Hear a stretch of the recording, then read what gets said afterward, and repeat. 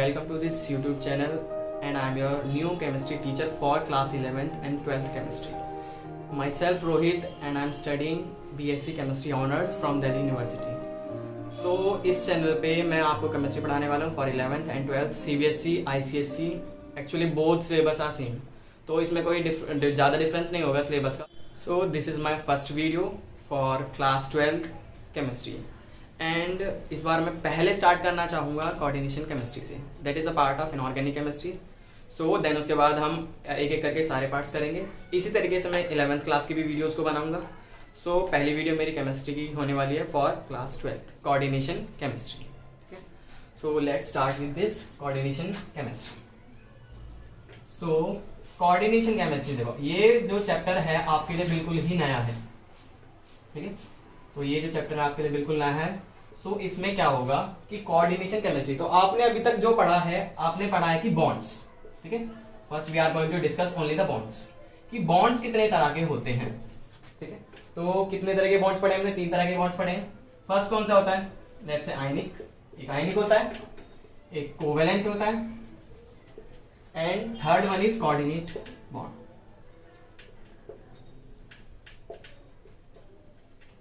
ठीक है, so now ionic, covalent and the coordinate bond. So इनमें क्या क्या है इसके बारे में वो डिस्कस करते हैं. देखो आयनिक का मतलब होता है ions. Sorry, this is ions. तो आयंस में क्या होता है? इसमें particularly cations and the anions. एक पार्टिकुलर कैटायन और एनायन मिलके इनमें जो फोर्सेस लगती हैं that are electrostatic forces. So ionic solids किसे, सॉरी आयनिक कंपाउंड्स किसे बोलेंगे, या आयनिक बॉन्ड्स के बारे में बात करें तो जिसमें कैटायन प्रेजेंट होता है और एक एनायन प्रेजेंट होता है और उनमें इलेक्ट्रोस्टैटिक फोर्सेस ऑफ अट्रैक्शंस लगती हैं. ठीक है, तो electrostatic force of attractions are those attractions which are exhibiting between the charges. They can be same charge और opposite charge, but in case of ionic these are the forces between the opposite charges. Now come to covalent. So covalent में क्या होता है? Covalent it is sharing of electron. यानी ये जो bond arise होता है ये किस वजह से होता है? इलेक्ट्रॉन की शेयरिंग से. और ये वाला जो बॉन्ड था ionic, that is due to the total transfer of electron. Total transfer of electron. Let's have an example. Ionic का एग्जांपल ले रहे हैं. ठीक है, सो आयनिक का एग्जांपल हम लेते हैं NaCl. So it is actually Na plus and the Cl minus. यानी सोडियम का हमारा क्या है? कैटायन है, और क्लोराइड इज आर एनायन. सो इसमें होता क्या है? सोडियम का एटॉमिक नंबर कितना होता है? 11. इसकी कॉन्फ़िगरेशन करेंगे तो सोडियम की कितनी आएगी? Electronic configuration 2,8,1. एंड क्लोरीन की करें, क्लोरीन का एटॉमिक नंबर होता है 17. तो 17 के अकॉर्डिंग 2,8,7. सो तुमने बेसिक्स पढ़ी हुई है कि हर कोई एटम क्या करना चाहता है? स्टेबिलिटी को एक्वायर करना चाहता है, और दैट इज ऑक्टेट रूल, कि उनकी जो वैलेंस शेल है उसमें वैलेंस इलेक्ट्रॉन कितने होने चाहिए? 8. But there is exception for helium, वो डिप्लेट रूल होता है. इसको बोलते हैं हम octet rule. What is octet rule? ठीक है, सो 2,8,1. सो ध्यान से देखो, इसमें एक इलेक्ट्रॉन है, यहां पर 7 इलेक्ट्रॉन्स हैं. सो एक तो पॉसिबिलिटी ये बनती है कि ये 7 इलेक्ट्रॉन किसी से ले ले. ठीक है, और या एक इलेक्ट्रॉन को लूज कर दे, then it will become stable like neon 2,8. Then chloride पे आते हैं 2,8,7. तो यहां पर एक पॉसिबिलिटी कि एक इलेक्ट्रॉन को गेन कर सकता है और इट कैन लूज 7 इलेक्ट्रॉन्स. सो यहां पर देखो ये जो 7 इलेक्ट्रॉन की पॉसिबिलिटीज है, इसकी गेन करने की पॉसिबिलिटी और इसकी लूज करने की पॉसिबिलिटी, दोनों में क्या होता है कि कोई भी ऐसा एलिमेंट नहीं है जो कि 7 इलेक्ट्रॉन को डोनेट कर सके और 7 इलेक्ट्रॉन को कोई रिलीज कर सके.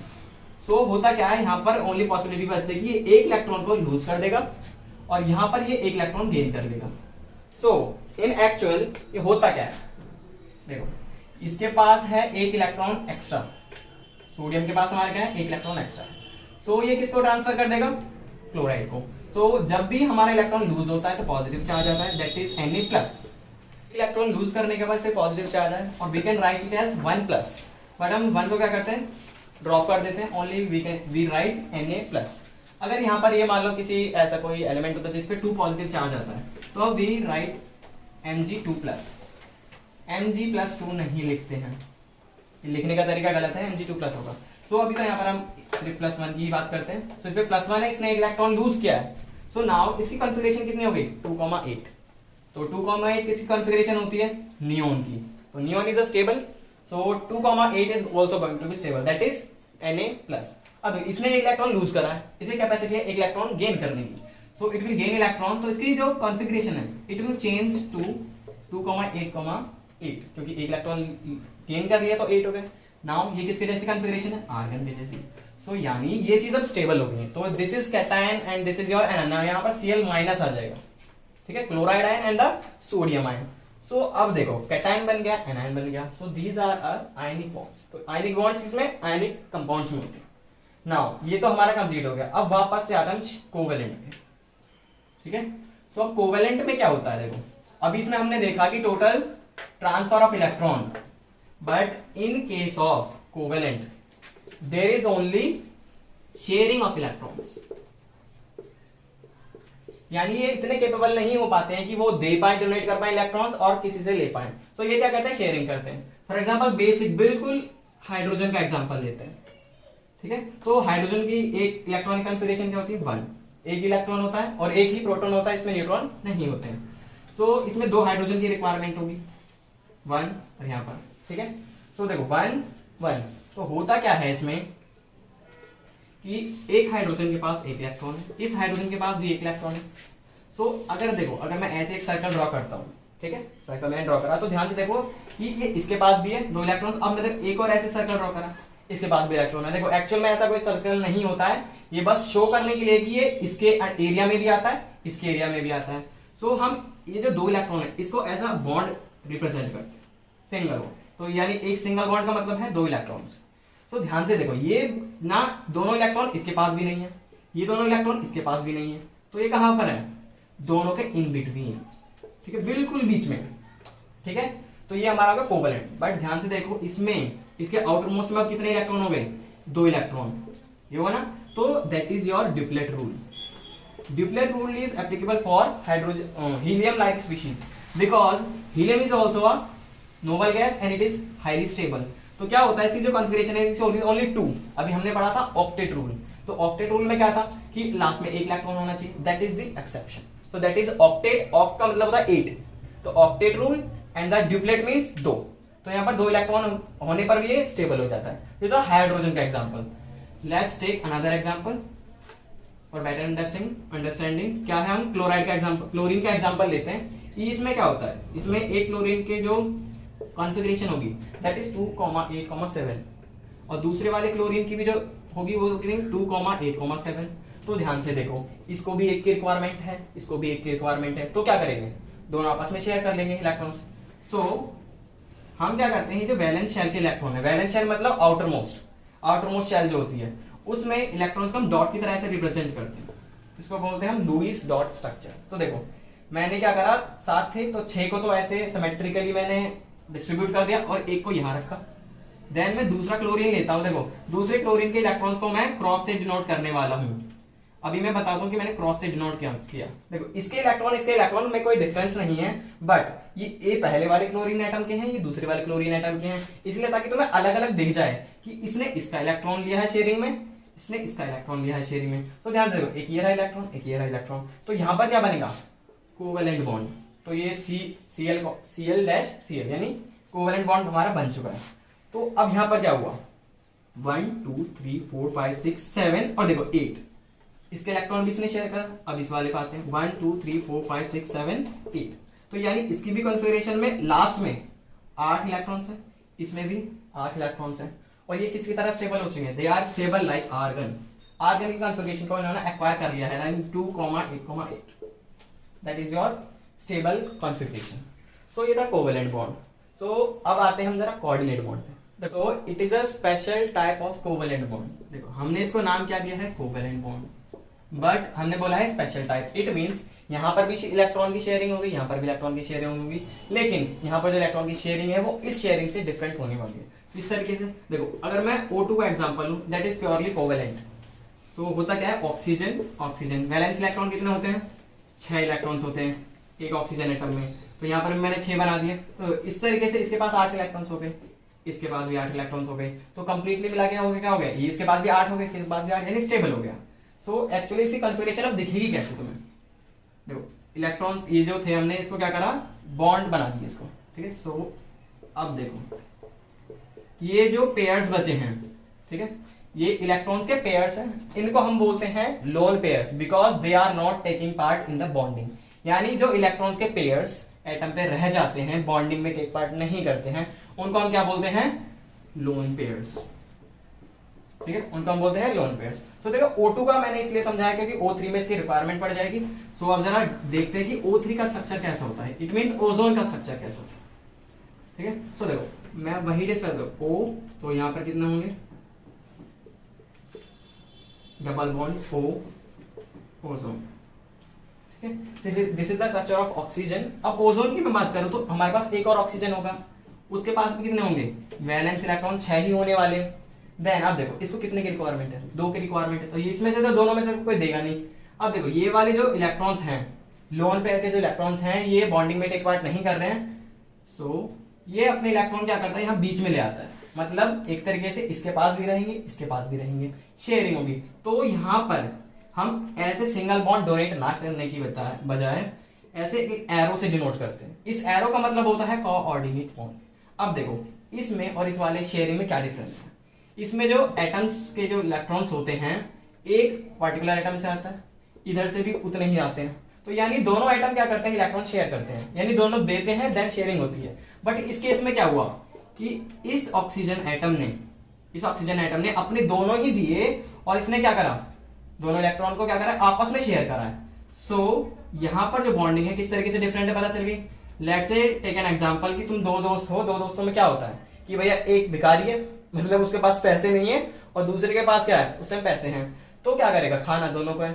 जैसे चिली पटेटो हम जाते हैं खाने, तो क्या होता है? दोनों को खाने ही होते हैं, बट क्या होता है? पैसे एक ही पे करता है। तो यहाँ पर वही सिस्टम है कि इलेक्ट्रॉन जो है वो है इस वाले के, फर्स्ट नंबर देते हैं इसको, ठीक है, फर्स्ट नंबर वाले ऑक्सीजन के ये इलेक्ट्रॉन्स हैं और सेकंड वाले ने भी शेयर किए हैं। तो that kind of bond is known as coordinate bond, और we can say it is a special type of bond.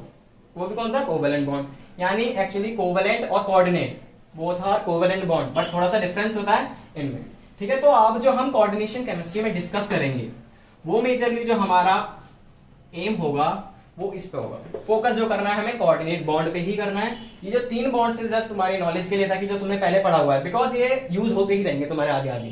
ठीक है, तो देखो अब हम डिस्कस करेंगे पूरी कोऑर्डिनेशन केमिस्ट्री की स्टार्टिंग कि एक्चुअल में कोऑर्डिनेशन केमिस्ट्री में होता क्या है। अभी तक तो हमने सिर्फ बॉन्ड को डिस्कस किया। सो हमने अब कोऑर्डिनेट बॉन्ड के बारे में पढ़ लिया है, तो अब हम पढ़ेंगे कोऑर्डिनेशन केमिस्ट्री क्या है। ठीक है, सो देखो कोऑर्डिनेशन केमिस्ट्री से पहले हमें पढ़ना है कोऑर्डिनेशन कंपाउंड्स क्या होते हैं। अब देखो कोऑर्डिनेशन कंपाउंड के बारे में हमें पता चल गया कि क्या है, तो उनकी स्टडी को ही हम क्या बोलते हैं? Coordination chemistry.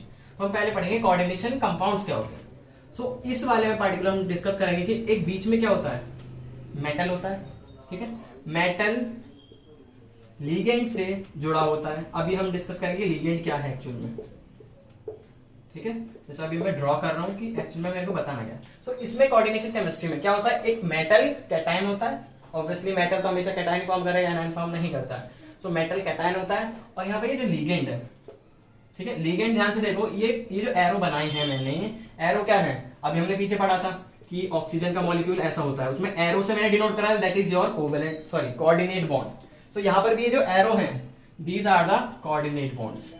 So it means इससे तुम्हें क्या पता चलता है कि ये जो मैंने एल से डिनोट करता है, एल मतलब लिगेंड। सो यानी इनके पास लोन पेयर होने जरूरी है। तो ये लोन पेयर क्या करेंगे? इसको डोनेट करेंगे और ये क्या बनाएंगे? यहाँ पर कोऑर्डिनेट बॉन्ड बनाएंगे। सो लिगेंड की डेफिनेशन अगर मैं बोलना चाहूं तो लिगेंड क्या है? ठीक है, तो लिगेंड की मैं डेफिनेशन बताऊं, एनी स्पीशीज। ठीक है, वो मॉलिक्यूल भी हो सकती है, आयन भी हो सकता है, कुछ भी हो सकता है। ठीक है, तो any species which have a lone pair. ठीक है, एक लोन पेयर उससे डोनेट करने की कैपेसिटी है, तो उसको हम क्या बोलेंगे? लिगेंड। फॉर एग्जांपल मैं क्लोराइड आयन की मैं बात करूं, देखो इसके पास तो कितने होते हैं? देखो क्लोराइड आयन के पास कितने होते हैं? 4 लोन पेयर होते हैं। ठीक है, अब ऐसी मैं बात कर लूं तुम्हारा वाटर की, वाटर के पास 2 लोन पेयर है, तो 1 लोन पेयर करने की कैपेसिटी होती है। ठीक है, तो और ये याद रखना कि एक स्पीशीज, यानी फॉर एग्जांपल क्लोराइड आयन की मैं बात करूं, बेशक 4 है इसके पास, 4 में से कितने डोनेट करेगा? 1 ही डोनेट करेगा, यानी एक एटम 1 लोन पेयर डोनेट करता है। ऐसे ही इसमें ऑक्सीजन में ये 1 ही डोनेट करेगा, डोनेट नहीं करता एक्चुअली, वो शेयर करता है। ठीक है, तो यहां पर समझ में आ गया होगा कि जो मेटल कैटायन होता है और जो लिगेंड होते हैं उनके बीच में कैसा बॉन्ड बनता है? Coordinate bond. तो ऐसे ही कंपाउंड्स को हम क्या बोलते हैं? कोऑर्डिनेट कंपाउंड्स या फिर कोऑर्डिनेशन कंपाउंड्स बोलते हैं, ठीक है। और इनका एक और नाम होता है अलग से, कॉम्प्लेक्स, ठीक है। अब देखो इनका कॉम्प्लेक्स क्यों बोलते हैं अभी हम डिस्कस करेंगे, ठीक है। तो इतना समझ में तो आ गया होगा कि बीच में क्या होता है, मेटल कैटायन होता है, एनायन होता है, सॉरी एनायन नहीं होगा, कैटायन होता है, और यहाँ पर लिगेंड्स होते हैं, उनके पास लोन पेयर्स होते हैं, और लोन पेयर डोनेट करके वो मेटल को क्या करते हैं, यहाँ पर एक कोऑर्डिनेट बॉन्ड बनाते हैं। और एक चीज डाउट तो आ ही रहा होगा कि यहाँ पर जो मेटल है भाई, मेटल जो मान लो उस पर पॉजिटिव चार्ज है 2+, 3+, कितना भी हो सके, इसलिए मैंने लिखा है यहाँ पर N+, तो वो इलेक्ट्रॉन कैसे एक्सेप्ट कर सकता है, बिकॉज अगर मैं Na+ की मैं बात करूं तो आपने देखा था कि ये तो इलेक्ट्रॉन लूज कर देता है, तो ये वापस से इलेक्ट्रॉन को एक्सेप्ट कैसे कर रहा है। तो यहाँ पर वो और यहाँ पर जो एटम्स होते हैं, मतलब मेटल एटम जो होते हैं वो यहाँ पर होते हैं तुम्हारे ऐसे मेटल कैटायंस होते हैं जिनमें डी ऑर्बिटल्स क्या होते हैं, खाली होते हैं, एम्प्टी होते हैं। अब देखो इलेक्ट्रॉन को रखने के लिए कोई जगह तो चाहिए होगी ना, तो वो जगह कौन सी होती है, डी ऑर्बिटल्स होती है। कि जनरली जिसमें डी ऑर्बिटल्स खाली होते हैं जनरली, बट यहाँ पर एस और पी भी इंक्लूडेड होते हैं, ठीक है। तो डी और एस और पी जिसमें खाली होते हैं, देखो मेजर चीज है कि डी होने चाहिए, ये तो हमें नहीं पता क्योंकि ये अलग भी होते हैं, और दूसरे में हमने ऑर्गेनिक में ही पढ़ा है। तो it is the part of inorganic, तो डी ऑर्बिटल इसमें होना जरूरी है। एम्प्टी होंगे तो ये क्या करेंगे, इलेक्ट्रॉन को एक्सेप्ट कर पाएगा, जगह ही नहीं होगी तो इलेक्ट्रॉन को कहां से एक्सेप्ट करेगा। तो इसकी ये चीज जरूरी है। और जनरली ये जो प्रॉपर्टी है कि डी ऑर्बिटल्स खाली होते हैं, वो किस में होती है, वो ट्रांजिशन मेटल्स में होते हैं, ठीक है, ट्रांजिशन मेटल्स। और उनको हम क्या नाम कौन से ब्लॉक में आते हैं, they comes under the D block, ठीक है, डी ब्लॉक एलिमेंट्स, ठीक है। तो अभी हमने डिस्कस करके मेटल कैटायन होता है, लिगेंड होते हैं, और ये जो मेटल होता है वो कैसा होना चाहिए, इसके डी ऑर्बिटल्स खाली होने चाहिए, ठीक है। तो यहां से अब तुम्हें कोऑर्डिनेशन कंपाउंड के बारे में पता चल गया, और इसी की स्टडी को, इन्हीं सब की स्टडी को हम बोलते हैं कोऑर्डिनेशन केमिस्ट्री। सो अभी तक हम देख चुके हैं कि कॉम्प्लेक्सेस यानी कोऑर्डिनेशन कंपाउंड्स क्या होते हैं। सो एक्चुअली में ये जो कोऑर्डिनेशन कंपाउंड्स हैं इनको हम बोलते हैं कोऑर्डिनेशन सॉल्ट्स, कोऑर्डिनेशन सॉल्ट्स, और सिंपली ज्यादा जो नाम हम यूज करते हैं वो यूज करते हैं कॉम्प्लेक्स सॉल्ट, ठीक है। तो अब हम इस चैप्टर में दो तरह के सॉल्ट्स को पढ़ेंगे, एक कोऑर्डिनेशन सॉल्ट, कॉम्प्लेक्स सॉल्ट, जो कि मेन हमारा मुद्दा है उस चैप्टर का। और जो बचता है हमारा वो कौन सा है, हमारी डबल सॉल्ट्स, ठीक है। आप बोलोगे कि कितने सारे सॉल्ट्स होते हैं, तो क्लासिफिकेशन अभी मैं बताऊंगा कि कितने तरीके के सॉल्ट्स होते हैं। ये कोऑर्डिनेशन सॉल्ट्स हैं, डबल सॉल्ट्स हैं, जो हमें इस चैप्टर में डिस्कस करने हैं। एंड इन टोटल अगर हम सॉल्ट्स को क्लासिफाई करें तो वो बेसिकली 4 तरीके से हम डिवाइड कर सकते हैं, ठीक है। सॉल्ट्स है ये सॉल्ट्स, एक तो हमारे हो गए सिंपल सॉल्ट्स, अभी मैं बताता हूँ क्या होते हैं, ठीक है, सिंपल सॉल्ट्स। और दूसरे टाइप जो हमारा हो जाता है वो है मिक्स्ड सॉल्ट्स, और दो अभी मैंने आपको बताए थे, कौन से, एक तो हो गया हमारा double salt, and another one is last, that is complex salt और कोऑर्डिनेशन सॉल्ट्स, ठीक है। अब देखो ये दो तुमने अभी तक नहीं पढ़े हैं, और ये तुम एक्चुअली पढ़ चुके हो, तुम्हें याद नहीं होगा, भाई क्लासिफिकेशन नहीं बताते हैं। तो सिंपल सॉल्ट्स की मैं बात करूं तो NaCl, मतलब सिंपली एक कैटायन होगा एक एनायन होगा, वो हमारे आते हैं सिंपल सॉल्ट्स के अंदर। NaCl हो गया, MgCl2 हो गया, तो इसमें क्या होता है, कैटायन कितना है, कितने टाइप है, देखो एक Mg2 पॉजिटिव, एक cation, one type of cation, chloride negative, one type of anion. देखो टाइप बोल रहा हूँ, नंबर तो वैसे 2 है, टाइप बोल रहा हूँ, ठीक है। तो ये हो गया हमारे सिंपल सॉल्ट्स। अब देखो मिक्स्ड सॉल्ट की मैं बात करता हूँ, तो मिक्स्ड सॉल्ट में क्या होता है, अब एग्जांपल से मैं बताता हूँ। Calcium, sorry potassium calcium phosphate, देखो इसमें क्या होता है, different type of cations present होते हैं, K+ Ca2+, और यहाँ पर एक क्या है, एक एनायन है, यानी एक एनायन 2 कैटायन को शेयर करता है। और ऐसा भी हो सकता है कि तुम्हारे पास क्या है, एनायन 2 हैं और उसमें कैटायन 1 हो सकता है। तो यानी इसको मिक्स्ड क्यों बोलते हैं, because 2 different type of cation और एनायंस आर प्रेजेंट, तो ये मिक्स्ड सॉल्ट होता है। तो हम इसको डिटेल्स में डिस्कस नहीं करेंगे। फिर आते हैं हमारे पास डबल सॉल्ट। अब देखो डबल नाम से पता चल रहा होगा कि डबल क्या होता है, डबल का मतलब 2, ठीक है, 2 नहीं होता है एक्चुअली, डबल का मतलब होता है किसी क्वांटिटी का दुगना, मल्टीप्लाई बाय 2। सो यहाँ पर जब हम 2 सॉल्ट्स को लेते हैं, किसी भी 2 सॉल्ट्स को लिया, उनको फिक्स्ड क्वांटिटी में, फॉर एग्जांपल एक को तुमने 1 ग्राम लिया है, दूसरे को भी 1 ग्राम लिया है, इनका सॉल्यूशन लिया, ठीक है, सॉल्यूशन लिया, इसका भी तुमने क्या करा, सॉल्यूशन लिया, और दोनों को पानी में डिसॉल्व कर दिया। देन क्या करा, एक साथ मिक्स करने के बाद इसको हीट करके इवेपोरेट कर दे तो क्या होता है, इससे क्रिस्टल्स बन जाते हैं। और ये जो क्रिस्टल्स बनते हैं नए वाले, ये जो A था और जो B था सॉल्ट, इन दोनों से अलग क्रिस्टल्स बनते हैं, यानी C, यानी different type of crystals are you are getting. तो इट मींस तुमने जब दो डिफरेंट सॉल्ट्स को क्रिस्टलाइज करा दो, that is process is known as crystallisation.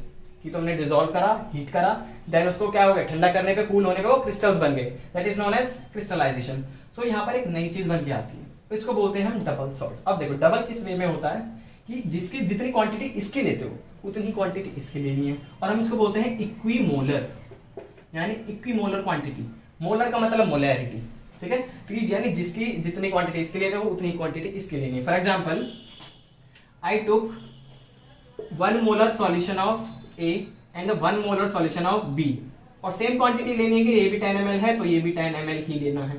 तो ये जो कंपाउंड्स बनते हैं उनको हम बोलते हैं डबल सॉल्ट्स, ठीक है। नाउ अब आते हैं कॉम्प्लेक्स सॉल्ट्स, ठीक है। अब देखो अभी तो तुमने पढ़ा ही है कि कॉम्प्लेक्स सॉल्ट्स क्या होते हैं। सो एक एग्जांपल लेते हैं, Fe साइनाइड का O6 3+। सो देखो यहाँ पर ये थोड़ा फर्स्ट टाइम देखा होगा कि क्या लिख दिया हमने, ठीक है। तो इसमें क्या है, ये Fe जो है तुम्हारा मेटल आयन है, ठीक है, और इस पे कितना चार्ज है, +3 चार्ज है, ठीक है। और ये क्या Cn is cyanide, Cn negative, और ये कितने हैं, 6 हैं।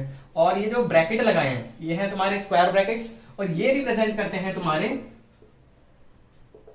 Coordination sphere. अब देखो कोऑर्डिनेशन स्फीयर का है, कोऑर्डिनेशन स्फीयर का मतलब है जहां पर तुम्हारे कोऑर्डिनेट बॉन्ड बनते हैं, जिस चीज के अंदर, जिस एंटिटी के अंदर तुम्हारे कोऑर्डिनेशन बॉन्ड बनते हैं। फॉर एग्जांपल किस तरह का अगर मैं नॉर्मल स्ट्रक्चर ड्रॉ करना चाहूं ऐसे,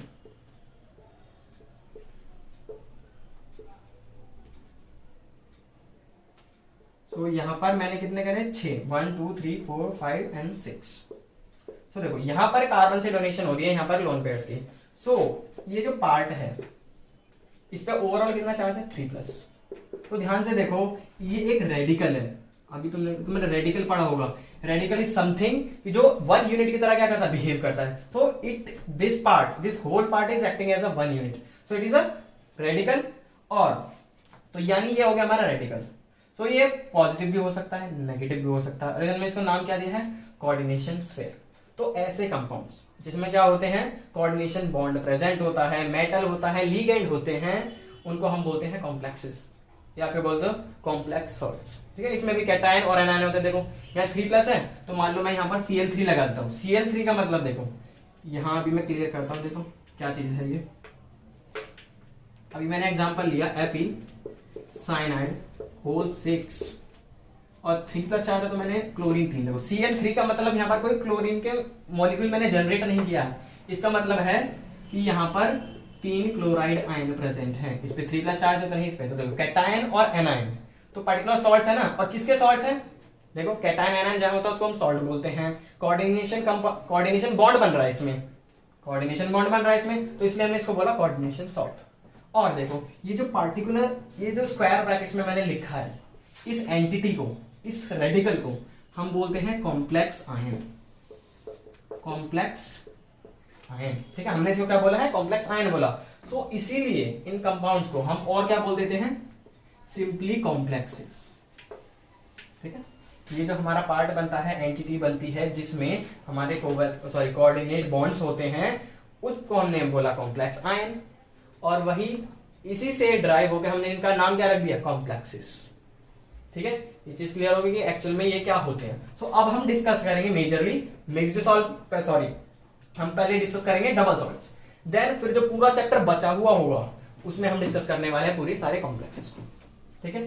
तो रब करता हूं मैं जरा, फिर हम देखते हैं कि कॉम्प्लेक्सेस होते क्या। अभी हमने पढ़ चुके हैं कि कॉम्प्लेक्सेस क्या है, ये क्या है। तो इनमें मेजरली हमें डिफरेंस पढ़ना है कि डबल सॉल्ट एक्चुअल में हो क्या है। अभी मैंने एक भी एग्जांपल आपको नहीं दिया है डबल सॉल्ट्स का, तो मैं एक एग्जांपल पहले डबल सॉल्ट का दूंगा, देन वी विल डिस्कस। सो एक सॉल्ट का नाम है मोहर salt, it is famous example मोहर सॉल्ट। तो मोहर सॉल्ट एक्चुअल में it is common name, IUPAC name नहीं है बिल्कुल भी। सो ये क्या होता है, फेरस अमोनियम सल्फेट। देखो फेरस सल्फेट तुमने सुना होगा, FeSO4। अमोनियम सल्फेट क्या होता है, NH4 का होल ट्वाइस SO4, ये होता है ना अमोनियम सल्फेट। तो यहां पर ये हो चुका है। सो अब देखो, जब इन दोनों की इक्वल क्वांटिटी लेते हैं, एक सॉल्यूशन में डालते हैं, मतलब दोनों का सॉल्यूशन बना लिया, फिर उसको हीट करा, उसको कूल करा, तो न्यू टाइप ऑफ क्रिस्टल्स बनते हैं। तो वो बनते हैं हमारे मोहर सॉल्ट के क्रिस्टल्स। तो इसका जो फॉर्मूला होता है, मोहर सॉल्ट का फॉर्मूला FeSO4 डॉट NH4 का whole twice SO4 dot 24H2। ठीक है, इसमें क्या होता है डॉट 24H2O। ये जो 24 नहीं 6 मोल्स ऑफ H2O। जो 24 होता है वो पोटेश एलम के फॉर्मूले में होता है। तो जो पोटेश एलम होता है वो क्या होता है, अभी नेक्स्ट एग्जांपल इसका डिस्कस करेंगे, पहले हम इसको डिस्कस करते हैं। सो देखो, एक सॉल्ट ये रहा A, दूसरा सॉल्ट ये रहा, दोनों को इक्वल क्वांटिटी में मिलाया तो हमारे इसके क्रिस्टल्स बने FeSO4 डॉट NH4 का whole twice SO4 dot 6H2O। अब क्या होता है, जब इनको पानी में डालते हैं, इन सॉल्ट्स को पानी में डाला, देखो क्रिस्टल्स तो हमने बना लिए, यानी इसमें हम वाटर ऐड करेंगे तो क्या होगा, तो देखो अब चलो इसमें हमने क्या रहा वाटर H2। ठीक है, अब देखो ये जो 6 मोल्स ऑफ H2O यहाँ पर लिखा हुआ है ना, ये है वाटर ऑफ क्रिस्टलाइजेशन, यानी क्रिस्टल्स बनते टाइम जो वाटर के मॉलिक्यूल्स लैटिस में ट्रैप हो जाते हैं। ठीक है, यानी उसके 3 डायमेंशनल अरेंजमेंट में ट्रैप हो जाते हैं, वो हमारे वाटर ऑफ क्रिस्टलाइजेशन है। तो जब इसमें क्या करा, वाटर डाल दिया, यानी इनको हमने डिसॉल्व करा, तो क्या होगा, ऑब्वियसली जैसे मैं NaCl की मैं बात करूं, NaCl में पानी में डालता हूं तो Na+ बनता है और क्लोराइड आयन बनते हैं। सो यहाँ पर भी वही होने वाला है, ये Fe2+ बनेगा क्योंकि Fe2+ में प्रेजेंट था। यहाँ पर सल्फेट आयन देखो, एक सल्फेट आयन ये रहा, एक सल्फेट आयन ये रहा, तो 2SO4 का whole twice 2 negative this and और क्या बनेगा 6 moles of water H2।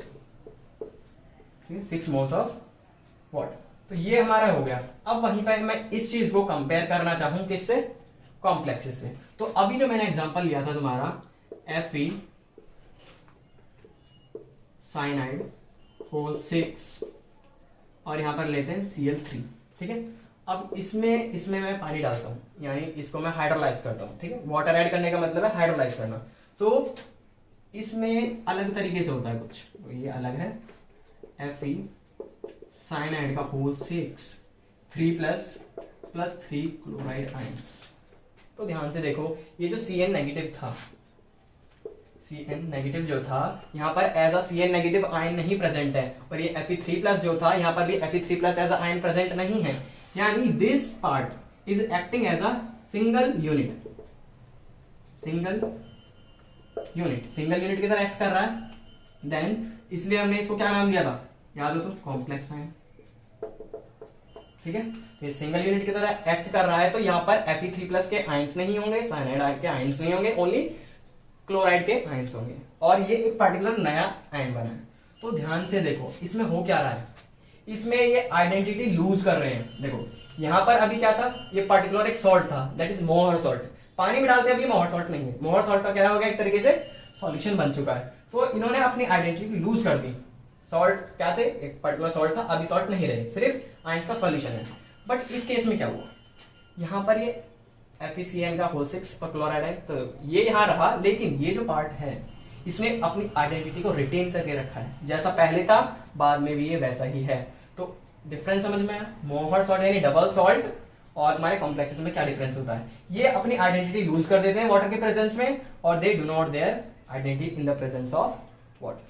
So it is the major difference, इन दोनों के बीच में ये है हमारा मेजर डिफरेंस। तो एक तो हो गया मोहर सॉल्ट, अब होता है पोटेश एलम भी होता है हमारा। पोटेश एलम क्या होता है, देखो नाम से पता चल रहा है, पोटेश मतलब पोटेशियम, K2SO4, तो इसमें क्या होता है, पोटेशियम सल्फेट का हम यूज करते हैं, एल्यूमिनियम सल्फेट का यूज करते हैं। ठीक है, K2SO4, ऑब्वियसली डबल सॉल्ट में 2 सॉल्ट होते हैं, K2SO4 और एल्यूमिनियम सल्फेट, Al2SO4 का होल थ्राइस। तो this is your A, this is your B, दोनों को मिलाओगे, पानी का सॉल्यूशन बनेगा, उसको हीट करोगे, कूल करने के बाद उसके क्रिस्टल्स बनेंगे। तो वो जो क्रिस्टल्स होते हैं उसका जो फॉर्मूला होता है वो होता है K2SO4 डॉट Al2SO4 का होल थ्राइस डॉट 24H। बताया था ना 24 मोल्स इसमें होते हैं, उसमें 6 होते हैं। तो तो it is your potash alum, potash Elon.